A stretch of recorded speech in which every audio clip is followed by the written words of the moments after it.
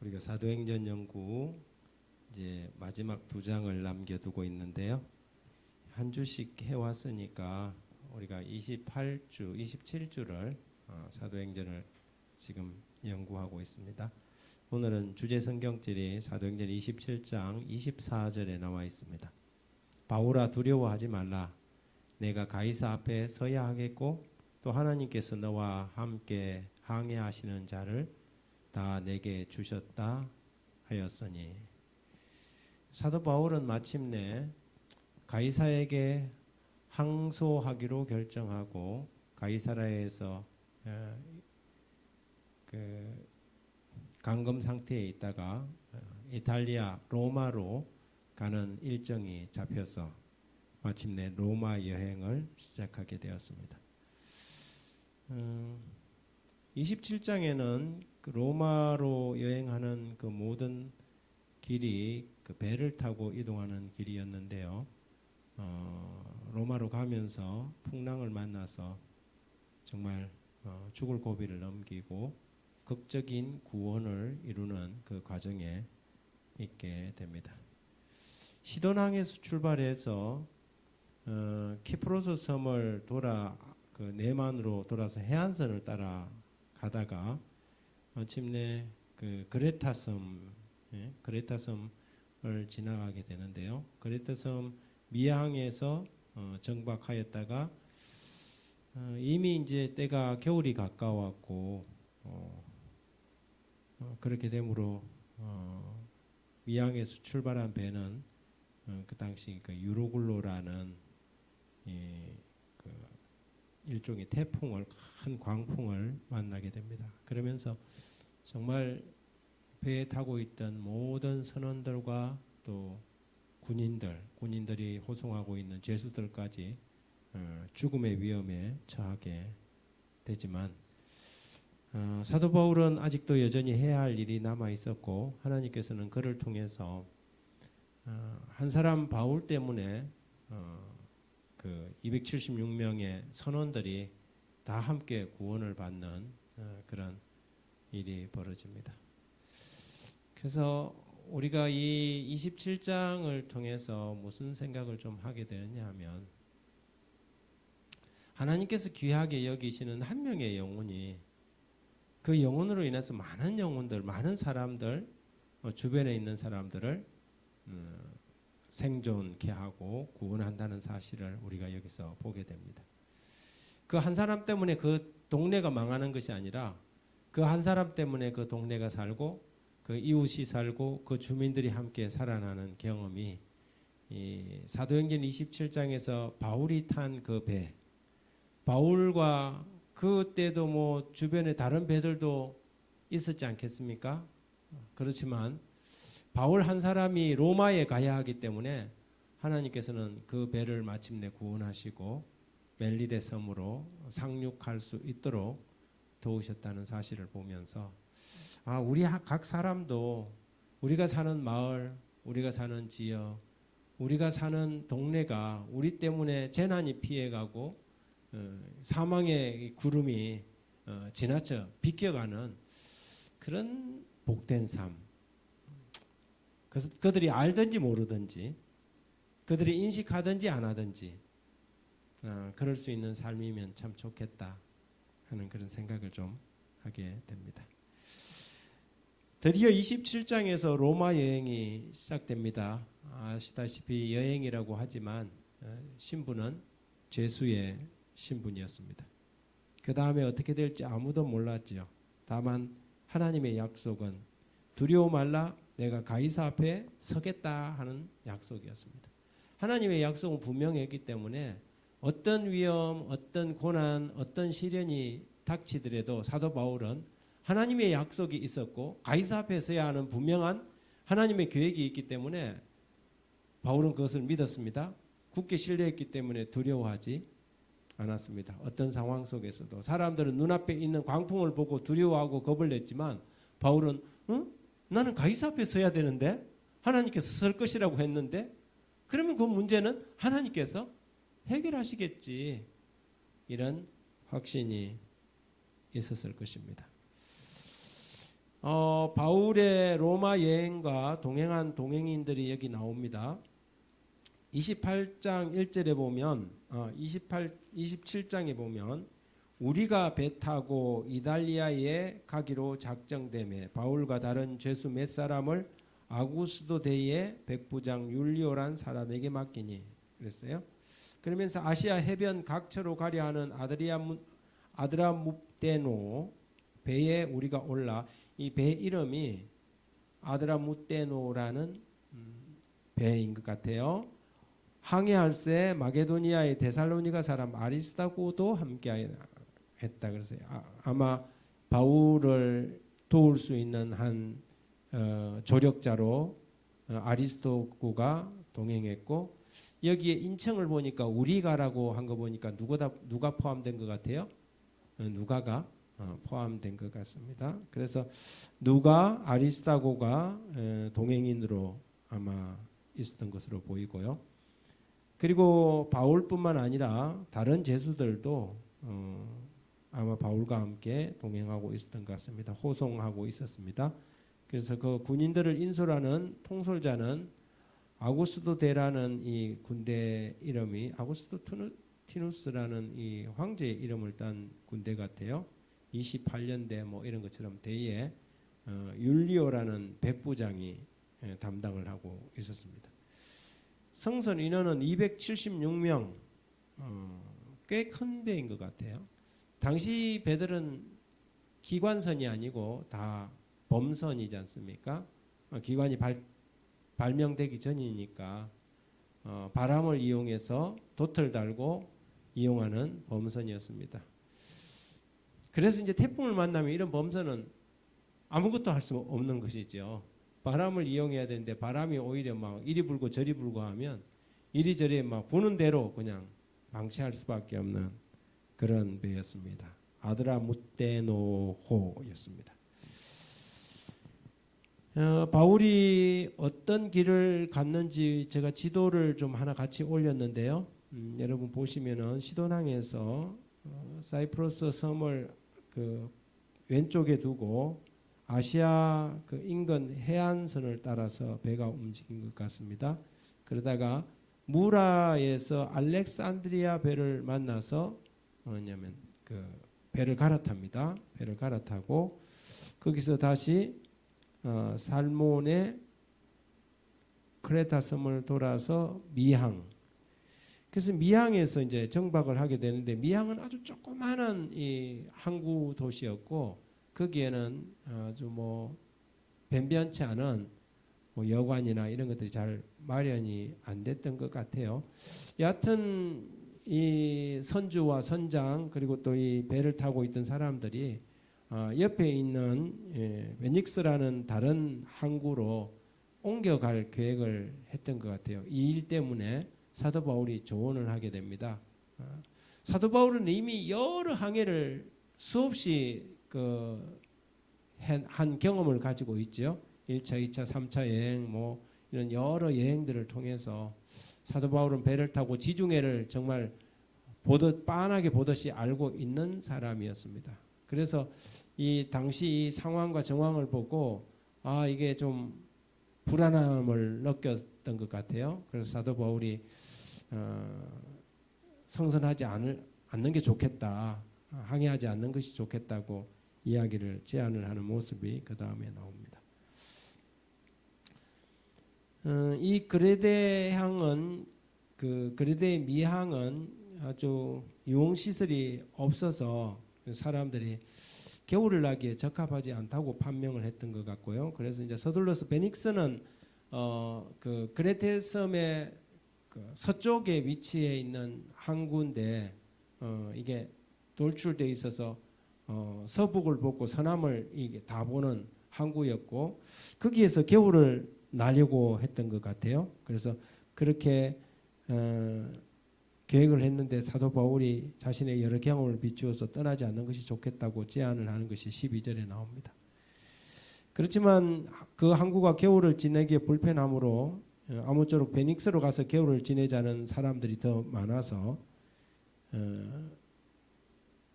그 베닉스 항으로 출항을 하게 됩니다. 때마침 바람도 남풍으로 불어줘서 저 바람을 타고 가면 되겠다 이 생각을 했던 것 같습니다. 미항으로부터 약 65km 정도의 거리에 있는 항구였지만 정말 한 치 앞을 내다볼 수 없었을까요? 배가 떠나서 그 해안선에 들어가는 순간 갑자기 바람이 불기 시작한 것입니다.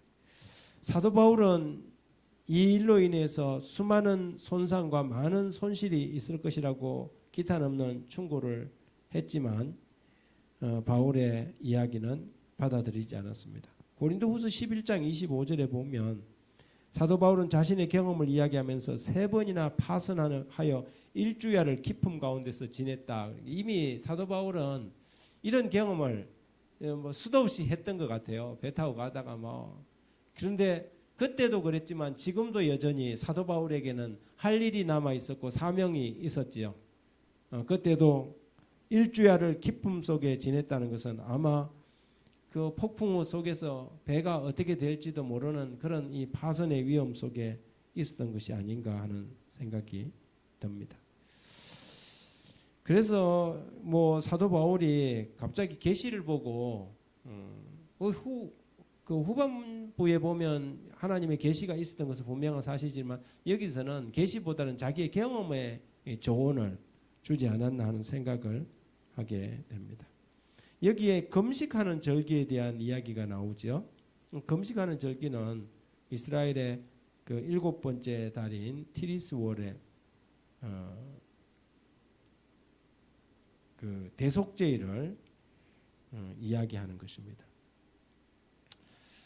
그래서 7월 10일은 대속죄일이었고 그날은 금식하는 절기로 알려져 있지요. 근데 10절에 보면 이렇게 기록합니다.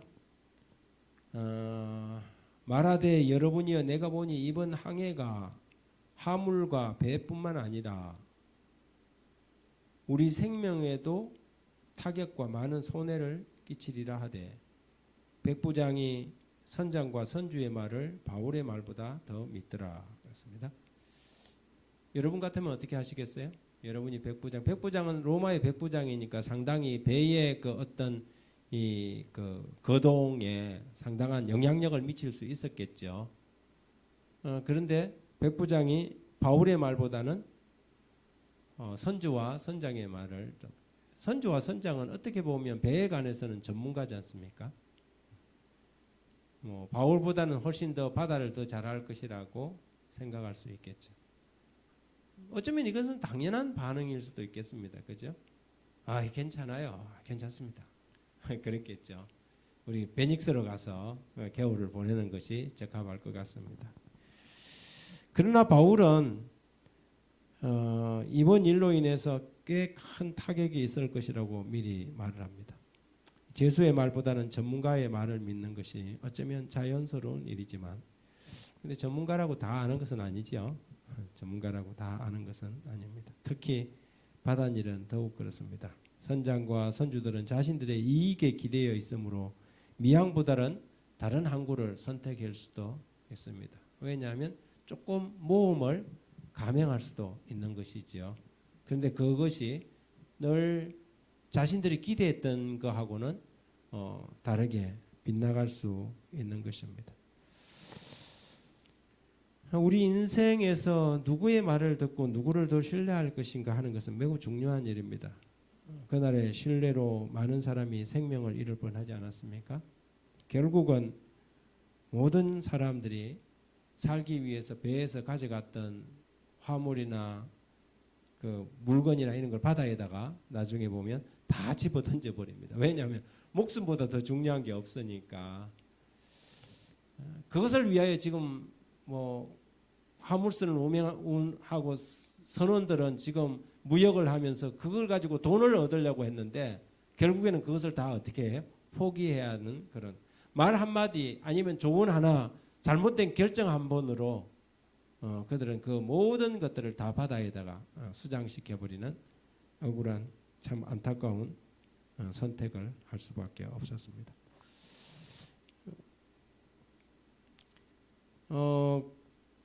12절에 보면 그 항구가 겨울을 지내기에 불편함으로 거기서 떠나 아모쪼록 베닉스에 가서 겨울을 지내자 하는 자가 더 많으니 베닉스는 고레대 항구라.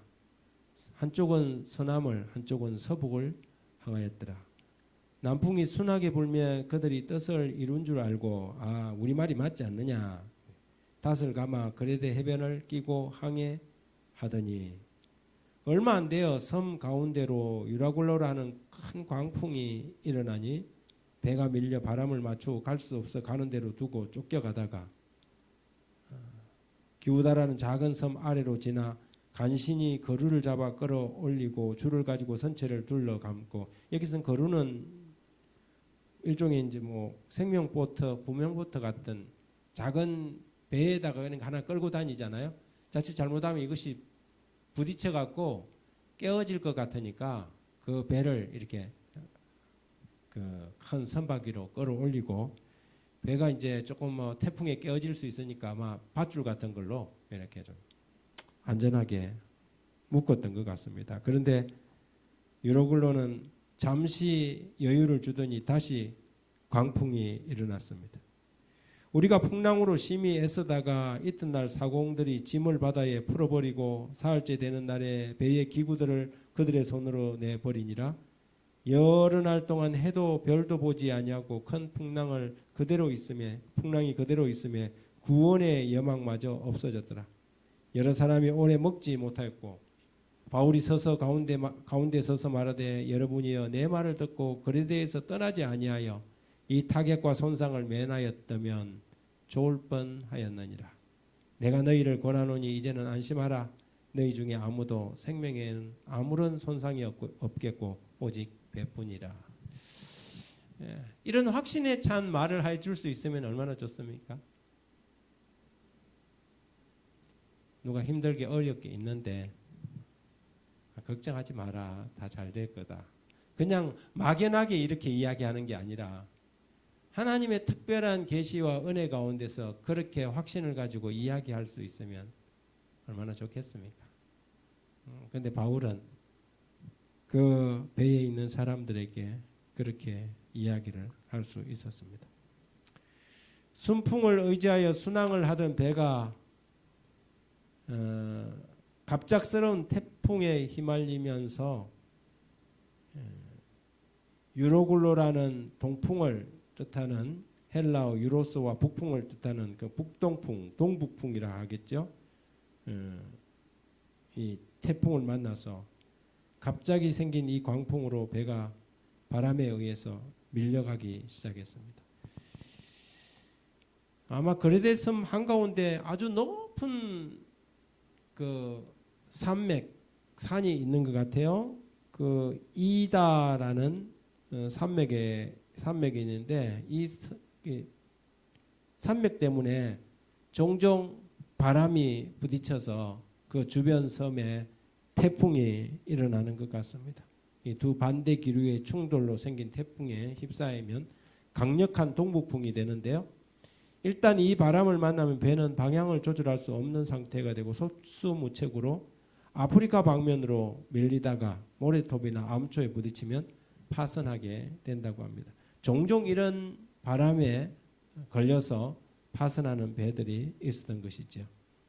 우리가 이미 이야기한 것처럼 당시 배들이 기계선들이 아니기 때문에 그런 강력한 바람을 뚫고 지나갈 수가 없고 이 범선들이라서 그냥 밀리면 밀리는 대로 갈 수밖에 없기 때문에 하늘을 보고 기후 일기를 정확하게 분석하고 판단하는 것이 매우 중요한데 바울의 이야기를 듣지 않았던 이 배는 상당한 어려움을 당하게 됩니다. 그래서 그 밑에 18절, 19절, 20절, 21절에 배가 어떻게 표류했는지 구원의 여망마저 없어졌고 사람들이 여러 날 동안 먹지 못해서 허기진 가운데서 죽을 날만 기다리고 있을 때 바울이 그렇게 말을 합니다.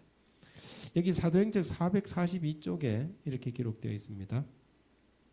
온 밤 동안 폭풍은 맹렬하였고 경계한 보람도 없이 배에는 물이 새어 들어왔다.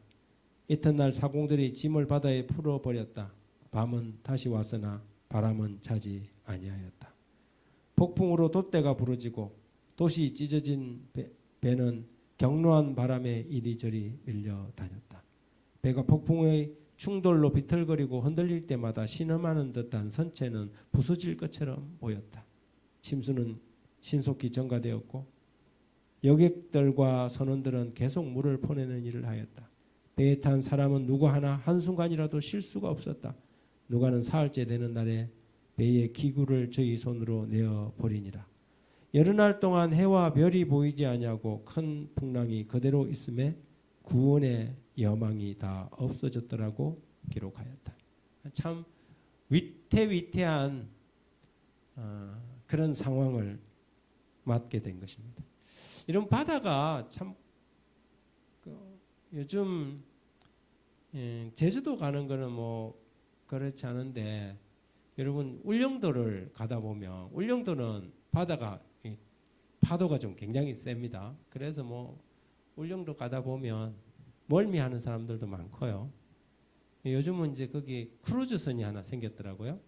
크루즈선이 큰 배가 울릉도를 들어가는 크루즈선이 생겨갖고 요즘은 국내 여행객들이 굉장히 많이 울릉도를 찾는다고 합니다. 근데 이제 그렇게 큰 배는 모르지만 조금만 작으면 이 이렇게 울렁이고 멀미하기 시작하면 감당이 불감당이지 않습니까? 그래서 뭐 배멀미의 이 일화들이 얼마나 많은지 모릅니다. 그 이제 뭐 저기 그 어디입니까? 태국이나 이런데 뭐 또 인도네시아 뭐 푸켓 같은 데로 가다가 그 섬 가기 전에 그 광풍 만나갖고 멀미 해갖고 뭐 거의 거진 반 실신하다시피 해서 돌아온 사람들의 이야기를 들어보면 야 배멀미 이거 장난이 아니구나. 그런데 요즘은 그걸 그나마 배가 그리 좋은데도 불구하고 그런데 이때는 어떻게 했겠습니까? 사람들이 뭐 살 여망이 끊어질 정도로 배가 그냥 힘으로 치고 여기 그 사도행전에 표현한 것처럼 배가 이제 쪼개질 것처럼 막 바람이 불면 막 끼끼끼끼끼끼 하면서 막 배가 틀어질 듯 하면 참 겁나죠. 그런데 여기에서 딱 한 사람 두려워하지 않는 한 사람이 있었습니다. 그 사람이 바로 사도 바울이었죠. 그는 해야 할 일이 남아 있었기에 하나님을 굳게 믿을 수 있었습니다. 사명자는 두려워하지 않는다고 하지 않습니까? 당장 지금 앞에 있던 어떤 사건이 아니라 그에게는 사건보다 사명이 더 중요하고 사명을 이루기 전에는 사건에 휩싸이지 않는 것이 사명자입니다. 그래서 22절에 내가 너희를 권하노니 이제는 안심하라. 너희 중 아무도 생명에는 아무런 손상이 없겠고 오직 배뿐이라. 내가 속한 바 곧 내가 섬기는 하나님의 사자가 어젯밤에 내 곁에 서서 말하되 바울아 두려워하지 말라. 내가 가이사 앞에 서야 하겠고 또 하나님께서 너와 함께 항해하는 자를 다 내게 주셨다 하였으니 바울에게 다 주셨다 그랬어요. 바울은 지금 쇠사슬을 차고 가는 죄수지 않습니까? 그런데 자유로운 모든 사람이 다 누구에게 달렸다고요? 사도 바울에게 달렸다는 것입니다. 죄수의 신분인 바울에게 하나님께서 그 사람들을 다 맡기셨다. 바울과 함께 여행한 것이 그들에게는 큰 축복이었을까요? 네, 엄청난 축복이었겠죠. 뭐 28장에 넘어가면 멜리데 섬에서 일어난 이 독사 사건도 이렇게 목격하면서 어쩌면 이 배에 탔던 276명의 선원들과 죄수들과 군인들 율리오 백부장까지를 포함해서 꽤 많은 사람들이 구원을 받았을 것이라고 생각합니다. 태풍의 구원이 아니라 바울이 믿는 그 하나님 예수 그리스도, 성경에는 그들에 대한 언급이 없지만 여기에서 표현하기를 안심하라 내게 말씀한 그대로 하면서 다 내게 주었다고 이렇게 말하는 거 보면 어쩌면 하나님께서 바울과 함께 배를 탄 그들이 그들의 화물은 좀 잃었을지 모르지만 그들의 생명은 구원을 받았을 수도 있겠다 하는 생각을 이 구절에서 하게 됩니다. 그러므로 여러분이 안심하라. 나는 내게 말씀하신 그대로 되리라고 하나님을 믿노라. 바울은 확신을 하고 있었습니다. 한 14일 동안이나 배가 표류했습니다. 참 바다 가운데서 배가 이러지도 못하고 저러지 못하고 바람에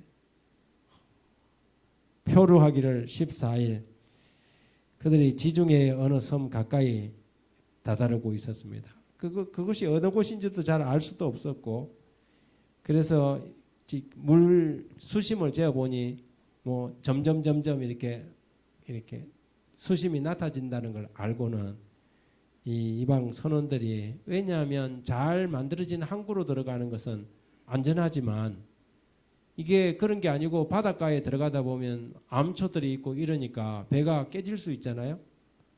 그러니까 이 사람들이 선원들이 도망을 가려고 닻을 내리는 것처럼 하다가 구명선을 내렸습니다. 그런데 그걸 사도 바울이 탁 감지를 한 거죠. 30절에 보면 사공들이 도망하고자 하여 이물에 닷을 내리는 채 하고 거룻배를 바다에 내려놓거늘 바울이 백부장과 군인들에게 이르되 이 사람들이 배에 있지 아니하면 너희가 구원을 얻지 못하리라 하니 군인들이 거룻줄을 끊어 떼어 버리니라. 배를 내리는데 그걸 갖다 그냥 잘라갖고 배를 도망 못 가게 그냥 잘라버렸어요. 그리고는 한 사람 한 사람 이제 그 바다에서 어떤 사람들은 수영을 할 수 있는 사람들은 섬으로 올라가기 위해서 배에서 내려서 수영을 해서 배가 점점 이 섬 가까이 가자 이제 육지로 올라오게 됩니다. 그런데 여기서 또 한 번의 위기가 찾아왔습니다. 42절에 군인들은 죄수가 헤엄쳐서 도망할까 하여 그들을 죽이는 것이 마땅하다, 좋다 이렇게 이야기를 했어요. 그렇지 않습니까? 이제 지금 상황이 어떻게 됐는지도 모르고 섬에 들어가면 애들이 뭐 섬 밀림 속으로 들어가 버리면 잡을 수도 없고 하니까 이럴 때는 이런 이야기가 나오지요. 다 그냥 처단해버리자 이런 이야기가 나오는데 43장에 보면 43절에 보면 백부장이 바울을 구원하려 하여 그들의 뜻을 막고 헤엄칠 줄 아는 사람들을 명하여 물에 뛰어내려 먼저 육지에 나가게 하고 그 남은 사람은 널조각 혹은 배 물건에 의지하여 나가게 하니 마침내 사람들이 다 상륙하여 구조되니라. 하나님께서 약속하신 그대로 한 사람도 생명에 지장 없이 육지에 올라서게 되는데 그 섬이 지중해 중앙에 있는 이름도 없는 몰타섬 아주 작은 멜리데라는 섬으로 올라가게 됩니다. 이방인 백부장이 사도 바울을 구원하기 위해서 일상적으로 처리하는 방법을 무시하고 바울을 살리기 위해서 죄수들을 할 수 있으면 수용해서 올라가도록 그렇게 명령을 내렸습니다.